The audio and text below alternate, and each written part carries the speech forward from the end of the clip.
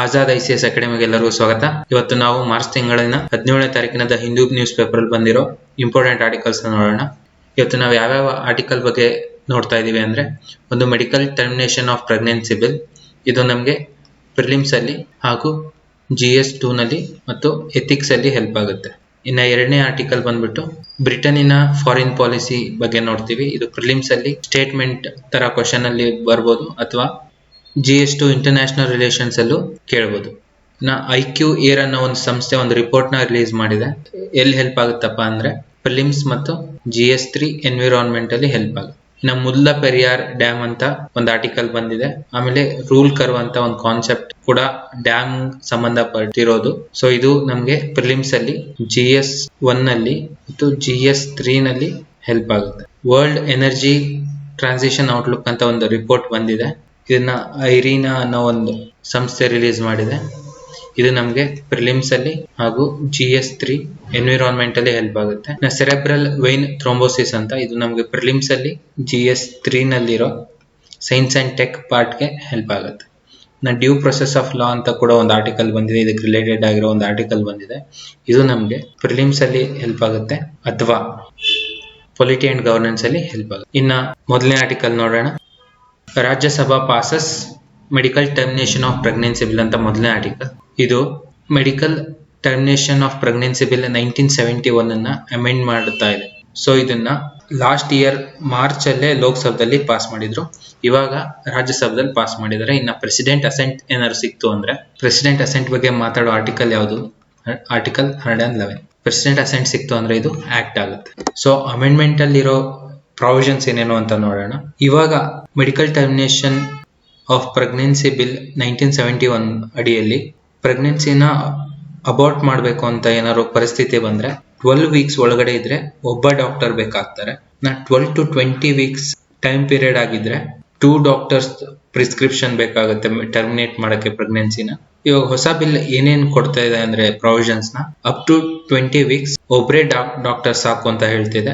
In case of 20 to 24 weeks ಆದಾಗ 2 doctors ಬೇಕಾಗುತ್ತೆ. ಇನ್ನ ಬಿಯಾಂಡ್ 24 ವೀಕ್ಸ್ ಆದಾಗ state level medical board opinion ಬೇಕಾಗುತ್ತೆ ಅಂತ ಬಿಲ್ ಹೇಳ್ತಾ ಇದೆ. ಕರೆಂಟ್ಲಿ ಇರೋ ಆಕ್ಟ್ ಕೆಳಗಡೆ 20 ವೀಕ್ಸ್ ಟೈಮ್ ಪೀರಿಯಡ್ ಕೊಟ್ಟಿದ್ರು. ಇವಾಗ ಬಿಯಾಂಡ್ 24 ವೀಕ್ಸ್ ಕೂಡ ಟೈಮ್ ಕೊಡ್ತಾರೆ ಅಂತ ಈ ಆರ್ಟಿಕಲ್ ಹೇಳ್ತಾರೆ. ಬಟ್ ಕ್ರಿಟಿಸಿಸಮ್ ಏನಪ್ಪಾ ಬಂದಿದೆ ಅಂದ್ರೆ, ಇದು ಇನ್ನ ವುಮೆನ್ಸ್ ಗೆ ಫ್ರೀಡಮ್ ಕೊಡ್ತಾ ಇಲ್ಲ ಅವ್ರು ಓನ್ ಆಗಿ ಡಿಸೈಡ್ ಮಾಡ್ಕೊಳಕ್ಕೆ ಅಂತ ಹೇಳ್ತಾ ಇದೆ.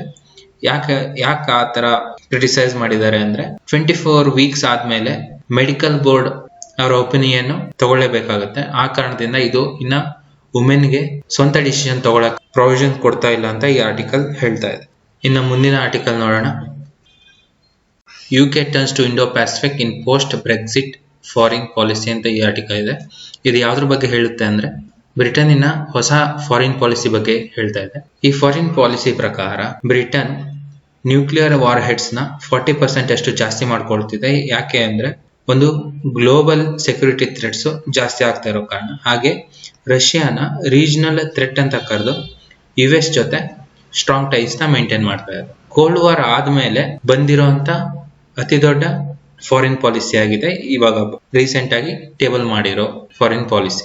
ಬೋರಿಸ್ ಜಾನ್ಸನ್ ಅವ್ರ ಪ್ರಕಾರ ಒಂದು ಇಂಟರ್ನ್ಯಾಷನಲ್ ಲೆವೆಲ್ ಅಲ್ಲಿ ರೂಲ್ ಬೇಸ್ಡ್ ಆಗಿರೋ ಕೋಆಪರೇಷನ್ ಮತ್ತೆ ಫ್ರೀ ಟ್ರೇಡ್ ಗೋಸ್ಕರ ಅವರು ಈ ಫಾರಿನ್ ಪಾಲಿಸಿನ ತಂದಿದ್ದಾರೆ ಅಂತ ಹೇಳ್ತಾ ಇದ್ದಾರೆ. ಹಾಗೆ ಅವರು ಇಂಡೋ ಪೆಸಿಫಿಕ್ ನ ಜಿಯೋ ಪೊಲಿಟಿಕಲ್ ಸೆಂಟರ್ ಆಗಿ ಸ್ಟ್ರಾಂಗ್ ಆಗ್ತಿದೆ ಅಂತ ಕೂಡ ಹೇಳಿದ್ದಾರೆ. ಹಾಗೇನೆ ಒಂದು ಬ್ರಿಟಿಷ್ ಏರ್ಕ್ರಾಫ್ಟ್ ಕ್ಯಾರಿಯರ್ ನ ಇಂಡೋ ಪೆಸಿಫಿಕ್ ರೀಜನ್ ಅಲ್ಲಿ ಡಿಪ್ಲಾಯ್ ಮಾಡೋ ಪ್ಲಾನ್ ಕೂಡ ಇದೆ ಅಂತ ಹೇಳಿದ್ದಾರೆ. ಚೀನಾದಲ್ಲಿ ಇನ್ವೆಸ್ಟ್ ಮಾಡೋ ಮೂಲಕ ಬ್ರಿಟನ್ ಮತ್ತೆ ಚೀನಾ ಎರಡೂ ಒಂದು ಬೈಲ್ಯಾಟ್ರಲ್ ಮತ್ತೆ ಇನ್ವೆಸ್ಟ್ಮೆಂಟ್ ಅಲ್ಲಿ ಗೇನ್ ಮಾಡ್ಕೊಳ್ಳುತ್ತೆ. ಆದ್ರೆ ಚೀನಾ ಒಂದು ಥ್ರೆಟ್ ಆಗಿರುತ್ತೆ ನಮ್ಮ ಎಕನಾಮಿಗೆ ಅಂತ ಕೂಡ ಹೇಳಿದ್ದಾರೆ. ಬ್ರಿಟನ್ ಇವಾಗ ಕರೆಂಟ್ಲಿ 6th ಲಾರ್ಜೆಸ್ಟ್ ಎಕನಾಮಿ ಆಗಿದೆ. ಬಟ್ ಆದ್ರೂ ಚೀನಾ ಮುಂದೆ ಇದು ತುಂಬಾ ಚಿಕ್ಕದು. ಯಾಕೆ ಅಂದ್ರೆ ಚೀನಾ 2nd ಪ್ಲೇಸ್ ಅಲ್ಲಿ ಇದೆ ಎಕನಾಮಿಕ್ ಟರ್ಮ್ಸ್ ಅಲ್ಲಿ. ಆದ್ರೆ ಬ್ರಿಟನ್ ಏನ್ ಬಿಲೀವ್ ಮಾಡ್ತಿದೆ ಅಂದ್ರೆ, ಒಂದು ಸಾಫ್ಟ್ ಪವರ್ ಮತ್ತೆ ಸ್ಟ್ರಾಟಜಿಕ್ ಅಲೈನ್ಸ್ ಇಂದ ಬೀಜಿಂಗ್ ನ ರೂಲ್ಸ್ ಫಾಲೋ ಮಾಡೋ ತರ ಮಾಡಬಹುದು ಅಂತ ಈ ಪಾಲಿಸಿ ಹೇಳಿದೆ. ಇನ್ನ ಪ್ರೈಮ್ ಮಿನಿಸ್ಟರ್ ಬೋರಿಸ್ ಜಾನ್ಸನ್ ಅವರು ಇಂಡಿಯಾನ ಏಪ್ರಿಲ್ ಎಂಡ್ ಅಷ್ಟೊತ್ತಿಗೆ ವಿಸಿಟ್ ಮಾಡ್ತಾರೆ. ಆಕ್ಚುಲಿ ಇವರು ಈ ವರ್ಷ ನಡೆದಿದ್ದ ರಿಪಬ್ಲಿಕ್ ಡೇಗೆ ಗೆಸ್ಟ್ ಆಗಿ ಬರ್ಬೇಕಿತ್ತು, ಬಟ್ ಕೋವಿಡ್ ಇರೋ ಕಾರಣ ಆಗ್ಲಿಲ್ಲ. ಇವಾಗ ಇವರು ಬ್ರೆಕ್ಸಿಟ್ ಆದ್ಮೇಲೆ ಅಂದ್ರೆ ಬ್ರಿಟನ್ ಯುರೋಪಿಯನ್ ಒಕ್ಕೂಟನ ಬಿಟ್ಟು ಬಂದ ಮೇಲೆ ಮೊದಲನೇ ಮೇಜರ್ ಇಂಟರ್ನ್ಯಾಷನಲ್ ಟೂರ್ ಆಗಿದೆ. ಸೊ ಇದೇ ಹೇಳುತ್ತೆ ಇಂಡೋ ಪೆಸಿಫಿಕ್ ರೀಜನ್ ಬ್ರಿಟನ್ಗೂ ಇವಾಗ ತುಂಬಾ ಇಂಪಾರ್ಟೆಂಟ್ ಅಂತ. ಇಷ್ಟು ಈ ಆರ್ಟಿಕಲ್ ಬಗ್ಗೆ. ಇನ್ನು ಮುಂದಿನ ಆರ್ಟಿಕಲ್ ನೋಡೋಣ. Delhi remains most polluted capital ಅಂತ ಒಂದು ರಿಪೋರ್ಟ್ ಹೇಳ್ತಾ ಇದೆ. ಯಾವ್ದಪ್ಪ ರಿಪೋರ್ಟ್ ಅಂದ್ರೆ IQAir ಅಂತ ರಿಪೋರ್ಟ್. ಯಾರು ರಿಲೀಸ್ ಮಾಡ್ತಾ ಇದಾರೆ ಅಂದ್ರೆ Swiss air quality technology company ಈ ರಿಪೋರ್ಟ್ ಅನ್ನ ರಿಲೀಸ್ ಮಾಡಿದೆ. ಈ ರಿಪೋರ್ಟ್ ಅಲ್ಲಿ ಟೋಟಲ್ 106 ಕಂಟ್ರೀಸ್ ನ ಇವ್ಯಾಲ್ಯೂಯೇಟ್ ಮಾಡಿದೆ, ಹಾಗೆ ರ್ಯಾಂಕಿಂಗ್ ಕೊಟ್ಟಿರೋದು ಆವರೇಜ್ ಬೇಸಿಸ್ ಮೇಲೆ. ಸೊ ಈ ರಿಪೋರ್ಟ್ ಏನ್ ಹೇಳ್ತಿದೆ ಅಂದ್ರೆ Delhi most polluted capital city in the world ಅಂತ ಟೋಟಲ್ 2 ಸಾರಿ ಬಂದಿದೆ, ಒಂದು 2019 ಅಲ್ಲಿ ಹಾಗೂ 2020 ನಲ್ಲಿ. ಬಟ್ ಪಾರ್ಟಿಕ್ಯುಲೇಟ್ ಮ್ಯಾಟರ್ 2.5 ಕಾನ್ಸಂಟ್ರೇಷನ್ 2019 ಗೆ ಕಂಪೇರ್ ಮಾಡ್ಕೊಂಡ್ರೆ ಕಡಿಮೆ ಆಗಿದೆ ಅಂತ ಹೇಳ್ತಾ ಇದೆ. 2019 ಅಲ್ಲಿ total 98.6 micrograms per metre cube ಇದ್ದಿದ್ದು ಇವಾಗ 84.1 ಮೈಕ್ರೋಗ್ರಾಮ್ ಪರ್ ಮೀಟರ್ ಕ್ಯೂಬ್ ಅಂತ ರಿಪೋರ್ಟ್ ಹೇಳ್ತಾ ಇದೆ. ಸೊ ಟೋಟಲ್ 15% ರೆಡ್ಯೂಸ್ ಆಗಿದೆ ಪಾರ್ಟಿಕ್ಯುಲೇಟ್ ಮ್ಯಾಟರ್ 2.5 ಕಾನ್ಸಂಟ್ರೇಷನ್. ಹಾಗೆ ಇನ್ನ ಇಂಡಿಯನ್ ಸಿನಾರಿಯೋ ತಗೊಂಡ್ರೆ 58.1 ಮೈಕ್ರೋಗ್ರಾಮ್ ಪರ್ ಮೀಟರ್ ಕ್ಯೂಬ್ ಇದ್ದಿದ್ದು ಇವಾಗ 51.9 ಮೈಕ್ರೋಗ್ರಾಮ್ ಪರ್ ಮೀಟರ್ ಕ್ಯೂಬ್ ಆಗಿದೆ 2020. ಸೊ 2019 ಗೆ ಕಂಪೇರ್ ಮಾಡ್ಕೊಂಡ್ರೆ ನ್ಯಾಷನಲ್ ಎವರೇಜ್ ಕೂಡ ಕಡಿಮೆ ಆಗಿದೆ. ಬಟ್ ಆದ್ರೂ ಕೂಡ ಥರ್ಡ್ ಮೋಸ್ಟ್ ಇಂಡಿಯಾಗೆ ರ್ಯಾಂಕಿಂಗ್ ಕೊಟ್ಟಿದ್ದಾರೆ. 2019 ನಲ್ಲಿ 5th ರ್ಯಾಂಕ್ ಇಂಡಿಯಾದಲ್ಲಿತ್ತು, ಬಟ್ 2020 ನಲ್ಲಿ ಇಂಪ್ರೂವ್ಮೆಂಟ್ ಕಂಡ್ರೂ ಕೂಡ ಥರ್ಡ್ ಪ್ಲೇಸ್ಗೆ ಬಂದಿದೆ. ಇನ್ನು ಇಂಡಿಯಾ ಥರ್ಡ್ ಪ್ಲೇಸ್ ಅಲ್ಲಿ ಇದೆ ಅಂದ್ರೆ ಫಸ್ಟ್ ಪ್ಲೇಸ್ ಅಲ್ಲಿ ಬಾಂಗ್ಲಾದೇಶ್ ಇದೆ, ಸೆಕೆಂಡ್ ಪ್ಲೇಸ್ ಅಲ್ಲಿ ಪಾಕಿಸ್ತಾನ್ ಇದೆ. ಚೀನಾ 11th ರ್ಯಾಂಕ್ ಅಲ್ಲಿ ಇದೆ. ಲಾಸ್ಟ್ ಇಯರ್ ಅಂದ್ರೆ 2019 ರಿಪೋರ್ಟ್ ಬಿಟ್ಟಾಗ 14th ಪ್ಲೇಸ್ ಅಲ್ಲಿ. ಈ ರಿಪೋರ್ಟ್ ಪ್ರಕಾರ ಕೇವಲ 24 ಕಂಟ್ರೀಸ್ ಮಾತ್ರ ವರ್ಲ್ಡ್ ಹೆಲ್ತ್ ಆರ್ಗನೈಸೇಷನ್ ಸೆಟ್ ಮಾಡಿರೋ ಲಿಮಿಟ್ ಅನ್ನ ಮೀಟ್ ಮಾಡಿದಾವೆ ಅಂತ ಹೇಳ್ತಾ ಇದೆ. ವರ್ಲ್ಡ್ ಹೆಲ್ತ್ ಆರ್ಗನೈಸೇಷನ್ ಫಿಕ್ಸ್ ಮಾಡಿರೋ ವ್ಯಾಲ್ಯೂ ಏನಪ್ಪಾ ಅಂದ್ರೆ 35 ಮೈಕ್ರೋಗ್ರಾಮ್ಸ್ ಪರ್ ಮೀಟರ್ ಕ್ಯೂಬ್. ಇದು ವರ್ಲ್ಡ್ ಹೆಲ್ತ್ ಆರ್ಗನೈಸೇಷನ್ ಫಿಕ್ಸ್ ಮಾಡಿರೋ ವ್ಯಾಲ್ಯೂ. ಇದನ್ನ ಕೇವಲ 24 ಕಂಟ್ರೀಸ್ ಮಾತ್ರ ಮೀಟ್ ಆಗಿದೆ ಅಂತ ಹೇಳ್ತಾ ಇದೆ. ಇನ್ನ ನಾವು ಸಿಟಿ ವೈಸ್ ತಗೊಂಡ್ರೆ ಚೀನಾದಲ್ಲಿರೋ ಹೋಟಾನ್ ಫಸ್ಟ್ ಪ್ಲೇಸ್ ಅಲ್ಲಿ ಇದೆ, ಅತ್ಯಂತ ಪೊಲ್ಯೂಟೆಡ್ ಸಿಟಿ ಆಗಿದೆ. ಇನ್ನ ಗಾಜಿಯಾಬಾದ್ ಸೆಕೆಂಡ್ ಪ್ಲೇಸ್ ಅಲ್ಲಿ ಇದೆ. ಟೋಟಲ್ ಆಗಿ ಟಾಪ್ 15 ಪ್ಲೇಸ್ ಅಲ್ಲಿ ಇರೋದು, ಟಾಪ್ 15 ಸಿಟೀಸ್ ಅಲ್ಲಿ 13 ಸಿಟೀಸು ಇಂಡಿಯಾದಾಗಿದೆ. ಇಷ್ಟೆಲ್ಲ ಇಂಪ್ರೂವ್ಮೆಂಟ್ ಕಂಡ್ರೂ ಇಂಡಿಯಾದಲ್ಲಿ ಸ್ಟಬಲ್ ಬರ್ನಿಂಗು 46.5% ಪಂಜಾಬ್ ಅಲ್ಲೇ ಇನ್ಕ್ರೀಸ್ ಆಗಿದೆ ಅಂತ ಈ ರಿಪೋರ್ಟೇ ಹೇಳ್ತಾ ಇದೆ. ಈ ರಿಪೋರ್ಟ್ ಅಲ್ಲಿ ಏನೇನ್ ನೆನ್ಪಿಟ್ಕೋಬೇಕು? First highest polluted country Bangladesh, second Pakistan, ಹಾಗೆ third India. Most polluted capital ಸಿಟಿನಲ್ಲಿ ಟಾಪ್ ಇರೋದು ಡೆಲ್ಲಿ. ಇನ್ನು ಮೋಸ್ಟ್ ಪೊಲ್ಯೂಟೆಡ್ ಸಿಟಿನಲ್ಲಿ ಹೋಟಾನ್ ಫಸ್ಟ್ ಪ್ಲೇಸ್ ಅಲ್ಲಿ ಇದೆ, ಇನ್ನು ಸೆಕೆಂಡ್ ಪ್ಲೇಸ್ ಅಲ್ಲಿ ಗಾಜಿಯಾಬಾದ್ ಇದೆ. ಇಷ್ಟು ಈ ಆರ್ಟಿಕಲ್ ಬಗ್ಗೆ. ಇನ್ನು ಮುಂದಿನ ಆರ್ಟಿಕಲ್ ನೋಡೋಣ. Come out with rule curve for Mulla Periyar ಅಂತ ಸುಪ್ರೀಂ ಕೋರ್ಟ್ ಹೇಳಿದೆ.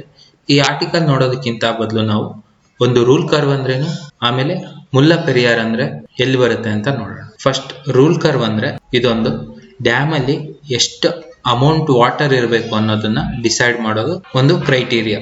ಯಾಕೆ ಇದು ಬೇಕು ಆಗುತ್ತೆ ಅಂದ್ರೆ ಒಂದು ಸಪ್ಲೈ ಮಾಡಕ್ಕೆ ವಾಟರ್ ನ ಡಿಮ್ಯಾಂಡ್ ಪ್ರಕಾರ, ಹಾಗೆ ಫ್ಲಡ್ಸ್ ಕಂಟ್ರೋಲ್ ಮಾಡಕ್ಕೆ. ಇದು ರೂಲ್ ಕರ್ವ್ ಬಗ್ಗೆ ಆಯ್ತು. ಇನ್ನ ಮುಲ್ಲಾ ಪೆರಿಯಾರ್ ಡ್ಯಾಮ್ ಬಗ್ಗೆ ನೋಡೋದಾದ್ರೆ ಇದು ಕೇರಳದಲ್ಲಿದೆ. ಈ ಡ್ಯಾಮ್ ಅನ್ನ ಮೇಂಟೈನ್ ಮತ್ತೆ ಮಾನಿಟರ್ ಮಾಡ್ತಿರೋದು ತಮಿಳುನಾಡು. ಇದನ್ನ ಯಾವ ರಿವರ್ ಅಕ್ರಾಸ್ ಕಟ್ಟಿದ್ದಾರೆ ಅಂದ್ರೆ ಪೆರಿಯಾರ್ ರಿವರ್ ಅಕ್ರಾಸ್ ಅಲ್ಲಿ ಈ ಡ್ಯಾಮ್ ಇದೆ. ಪೆರಿಯಾರ್ ರಿವರ್ ಇಂಡಿಯಾದಲ್ಲಿ ವೆಸ್ಟರ್ನ್ ಸೈಡ್ ಫ್ಲೋ ಆಗುತ್ತೆ. ಇನ್ನ ಎಷ್ಟು ತರದ ಡ್ಯಾಮ್ಸ್ ಇದಾವೆ ಅಂತ ನೋಡಿದ್ರೆ ನಾವು based on structure total 5 types ಇದಾವೆ. ಮೊದಲನೇದು ಒಂದು ಗ್ರಾವಿಟಿ ಡ್ಯಾಮ್, ಇನ್ನೊಂದು ಆರ್ಚ್ ಡ್ಯಾಮ್, ಆಮೇಲೆ ಅರ್ತ್ ಡ್ಯಾಮ್, ಬಟ್ರಸ್ ಡ್ಯಾಮ್, ಆಮೇಲೆ barrage dam. So total structure ಮೇಲೆ 5 ಟೈಪ್ಸ್ ಆಫ್ ಡ್ಯಾಮ್ಸ್ ಇದೆ. ಇಷ್ಟು ಈ ಆರ್ಟಿಕಲ್ ಬಗ್ಗೆ. ನಮ್ಮ ಮುಂದಿನ ಆರ್ಟಿಕಲ್ ನೋಡೋಣ. Energy meets call for faster shift to renewables ಅಂತ ಈ ಆರ್ಟಿಕಲ್ ಇದೆ. ಇದೇನಪ್ಪ ಹೇಳ್ತಿದೆ ಅಂದ್ರೆ ನಾವು ಇವಾಗ ಫಾಸಿಲ್ ಫ್ಯೂಲ್ಸ್ ಯೂಸ್ ಮಾಡೋದು ಕಡಿಮೆ ಮಾಡಿ ರಿನ್ಯೂವೇಬಲ್ ಫ್ಯೂಲ್ ಕಡೆ ಹೋಗ್ಬೇಕು ಅಂತ ಈ ಆರ್ಟಿಕಲ್ ಹೇಳ್ತಾ ಇದೆ. ಸ್ವಲ್ಪ ಡೀಟೇಲ್ ಆಗಿ ನೋಡೋಣ. ರೀಸೆಂಟ್ ಆಗಿ ಬಿಡುಗಡೆ ಆಗಿರೋ world energy transition outlook report ಅನ್ನ ಐರಿನಾ ಅಂದ್ರೆ international renewable energy agency release ಮಾಡಿದೆ. ಏನ್ ಹೇಳ್ತಿದೆ ಅಂದ್ರೆ ಕೋವಿಡ್ ಕ್ರೈಸಿಸ್ ಒಂದು ಒಳ್ಳೆ ಆಪರ್ಚುನಿಟಿ ಕೊಟ್ಟಿದೆ ನಾವು ರಿನ್ಯೂವೇಬಲ್ ಫ್ಯೂಲ್ ಕಡೆ ಹೋಗೋಕೆ. ಯಾಕೆ ರಿನ್ಯೂವೇಬಲ್ ಫ್ಯೂಲ್ ಕಡೆ ಹೋಗ್ಬೇಕು ಅಂದ್ರೆ ಗ್ಲೋಬಲ್ ಟೆಂಪರೇಚರ್ ನ 1.5 ಡಿಗ್ರಿ ಸೆಲ್ಸಿಯಸ್ಗೆ ನಿಲ್ಸಕ್ಕೆ compared to industrial revolution times. ಈ ರಿಪೋರ್ಟ್ ಏನ್ ಹೇಳ್ತಿದೆ ಅಂದ್ರೆ 2050 ಅಷ್ಟೊತ್ತಿಗೆ 90% ಆಫ್ ದಿ ಎಲೆಕ್ಟ್ರಿಸಿಟಿ ರಿನ್ಯೂವೇಬಲ್ಸ್ ಮೂಲಕ ಬರಬೇಕು ಅಂತ ಹೇಳ್ತಾ ಇದೆ. ಇನ್ನು 6% ನ್ಯಾಚುರಲ್ ಗ್ಯಾಸ್ ಮೂಲಕ, ಇನ್ನು ಉಳಿದಿರೋ 4% ನ್ಯೂಕ್ಲಿಯರ್ ಎನರ್ಜಿಯಿಂದ ಬರಬೇಕು. ಹಾಗಾದ್ರೆ ಮಾತ್ರ ನಾವು 1.5 ಡಿಗ್ರಿ ಸೆಲ್ಸಿಯಸ್ ಒಳಗಡೆನೆ ನಾವು ಟೆಂಪರೇಚರ್ನ ಮೈಂಟೈನ್ ಮಾಡ್ಬೋದು ಅಂತ ಹೇಳ್ತಾರೆ. ಇಷ್ಟು ಈ ಆರ್ಟಿಕಲ್ ಬಗ್ಗೆ. ಇನ್ನು ಮುಂದಿನ ಆರ್ಟಿಕಲ್ ನೋಡೋಣ. Post vaccine blood clots form of rare cerebral thrombosis ಅಂತ ಈ ಆರ್ಟಿಕಲ್ ಟೈಟಲ್ ಇದೆ. ಸೆರೆಬ್ರಲ್ ಥ್ರೋಂಬೋಸಿಸ್ ಅಂದ್ರೆ ನಮ್ಗೆ ಸೆರೆಬ್ರಲ್ ಅಂತ ಬಂದ ತಕ್ಷಣ ಬ್ರೈನ್ ಒಂದು ಪಾರ್ಟ್ ಬರಬೇಕು, ಅಲ್ಲಿ ಒಂದು ಬ್ಲಡ್ ಕ್ಲಾಟ್ ಆಗುತ್ತೆ ಸೆರೆಬ್ರಲ್ ರೀಜನ್ ಅಲ್ಲಿ, ಅದನ್ನ ನಾವು ಸೆರೆಬ್ರಲ್ ಥ್ರೋಂಬೋಸಿಸ್ ಅಂತ ಕರೀತೀವಿ. ಇದೇ ರೀತಿ ವ್ಯಾಕ್ಸಿನೇಷನ್ ತಗೊಂಡ್ಮೇಲೆ ಕೆಲವು ಜನರಿಗೆ ಬ್ಲಡ್ ಕ್ಲಾಟ್ ಆಗ್ತಿದೆ. ಅದಕ್ಕೆ ಕಾರಣ ಏನಪ್ಪಾ ಅಂದ್ರೆ ಒಂದು ಪ್ಲೇಟ್ಲೆಟ್ಸ್ ಕಡಿಮೆ ಇರೋದ್ರಿಂದ ಹಾಗೆ ಬ್ಲೀಡಿಂಗು ಸ್ಟಾಪ್ ಆಗದೆ ಇರೋ ಕಾರಣ ಈ ಕ್ಲಾಟಿಂಗ್ ಆಗ್ತಿದೆ ಅಂತ ಒಂದು ಜರ್ಮನಿ ಬೇಸ್ಡ್ ಸೈಂಟಿಸ್ಟ್ಗಳು ಹೇಳಿದ್ದಾರೆ. ಸೊ ಅದಕ್ಕೋಸ್ಕರ ಜರ್ಮನಿ ಇವಾಗ ವ್ಯಾಕ್ಸಿನೇಷನ್ ಪ್ರೋಗ್ರಾಮ್ನ ಸ್ಟೇ ಮಾಡಿದೆ.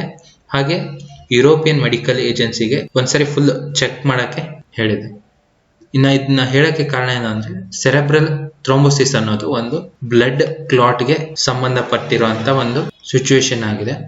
ಪ್ರಿಲಿಮ್ಸ್ ಅಲ್ಲಿ ಜಸ್ಟ್ ನಿಮ್ಗೆ ಸೆರೆಬ್ರಲ್ ಥ್ರೋಂಬೋಸಿಸ್ ಅಂತ ಸ್ಟೇಟ್ಮೆಂಟ್ ಹಾಕಿ ರಿಲೇಟೆಡ್ ಟು ವಾಟ್ ಅಂತ ಕೇಳಿದಾಗ ಬ್ಲಡ್ ಕ್ಲಾಟ್ ಅಂತ ಆನ್ಸರ್ ಮಾಡ್ಬೇಕಾಗುತ್ತೆ. ಯಾವ ಪಾರ್ಟ್ ಅಲ್ಲಿ ಅಂದ್ರೆ ಬ್ರೈನ್ ಅಲ್ಲಿ, ಇನ್ನ ಡೀಟೇಲ್ ಆಗಂದ್ರೆ ಸೆರೆಬ್ರಲ್ ಪಾರ್ಟ್ ಅಲ್ಲಿ. ಇಷ್ಟು ಈ ಆರ್ಟಿಕಲ್ ಬಗ್ಗೆ. ನಮ್ಮ ಮುಂದಿನ ಆರ್ಟಿಕಲ್ ನೋಡೋಣ. Due process not followed in court law ಅಂತ ಇದೆ. ಇದು ಯಾವ್ದಕ್ಕೆ ರಿಲೇಟೆಡ್ ಆಗಿರೋ ಆರ್ಟಿಕಲ್ ಅಂದ್ರೆ ಮರಾಠ ಕೋರ್ಟ್ ಲಾ. ಸೊ ನಾವು ಈ ಆರ್ಟಿಕಲ್ ನೋಡೋದಕ್ಕಿಂತ ಡ್ಯೂ ಪ್ರೊಸೆಸ್ ಅಂದ್ರೆ ಏನು ಅಂತ ಅರ್ಥ ಮಾಡ್ಕೊಳ್ಳೋಣ.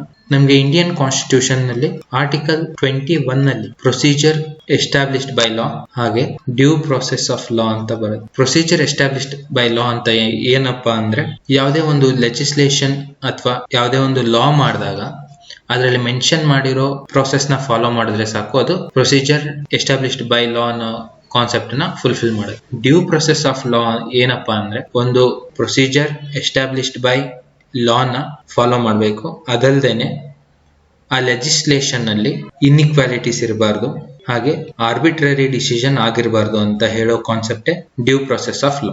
ಡ್ಯೂ ಪ್ರೊಸೆಸ್ ಆಫ್ ಲಾ ನ ನಾವು USA ಇಂದ ಬಾರೋ ಮಾಡ್ಕೊಂಡಿದೀವಿ, ಹಾಗೂ ಜಪಾನ್ ಅಲ್ಲಿ ಕೂಡ ಡ್ಯೂ ಪ್ರೊಸೆಸ್ ಆಫ್ ಲಾ ಇದೆ. ಪ್ರೊಸೀಜರ್ ಎಸ್ಟಾಬ್ಲಿಷ್ಡ್ ಬೈ ಲಾ ನಮ್ಗೆ UK ಇಂದ ಬಾರೋ ಮಾಡ್ಕೊಂಡು. ಇಷ್ಟು ಈ ಆರ್ಟಿಕಲ್ ಬಗ್ಗೆ. ಇವತ್ತಿಗೆ ಇಷ್ಟೇ ಸಾಕು. ಇನ್ನು ಮುಂದಿನ ವಿಡಿಯೋ ಲೆಕ್ಚರ್ ಅಲ್ಲಿ ಭೇಟಿಯಾಗೋಣ. Thank you.